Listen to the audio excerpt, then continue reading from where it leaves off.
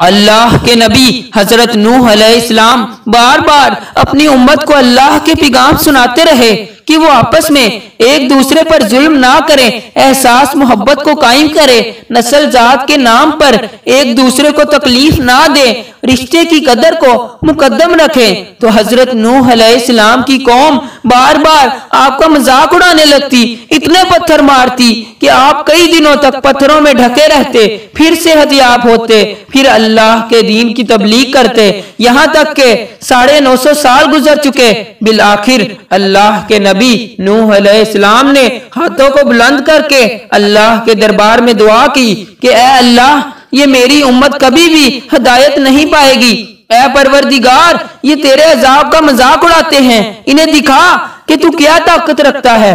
तो बस अल्लाह का हुक्म नूह अलैहिस्सलाम के लिए आया, ऐ नूह, एक कश्ती तैयार कर और उसमें पूरे जहां के चरिंद परिंद और उन इंसानों को शामिल कर जो तुम पे ईमान ले आए। तो यूं अल्लाह के नबी हजरत नूह अलैहिस्सलाम ने दरख्त उगाए और कश्ती बनाने में लग गए। वो पूरी कौम हंसती रही और नूह अलैहिस्सलाम अल्लाह के हुक्म को तस्लीम करके अपने फेल में मसरूफ रहे।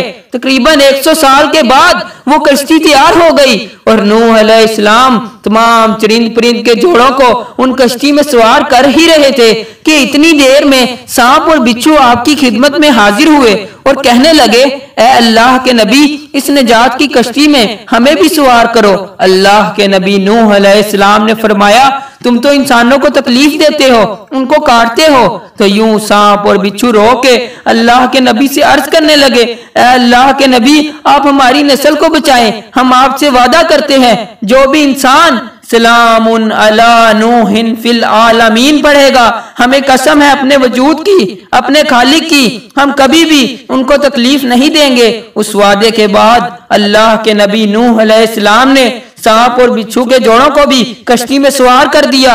उस निजात की कश्ती में जो इंसान सवार हुए, जो मखलूकात सवार हुई, सिवाय उनके सब के सब अल्लाह के अज़ाब के सबब फिन्नार हो गए। तूफान थमने के बाद अल्लाह के नबी नूह अलैहिस्सलाम ने जमीन को फिर से बात किया, हर मखलूकात जिंदगी बसर करने लगी। लेकिन उस आयत को किसी भी हैवान ने आज तक नहीं बुलाया और अल्लाह पाक ने अपनी किताब की सूरत सिफात में उस आयत को महफूज कर दिया। आज भी जंगल बियाबा में जब भी किसी सांप बिच्छू या हैवान के सामने उस आयत को पढ़ा जाता है कि सलामुन अला नूहिन फिल आलमीन, तो सांप हो, बिच्छू हो या कोई भी हैवानो जिन उस आयत के एहतराम और उसके पसे पुश्त वादे को समझ के उस इंसान के करीब नहीं आता। बेशक अल्लाह ने अपनी किताब में हर परेशानी, बीमारी और मुसीबत का इलाज रखा है।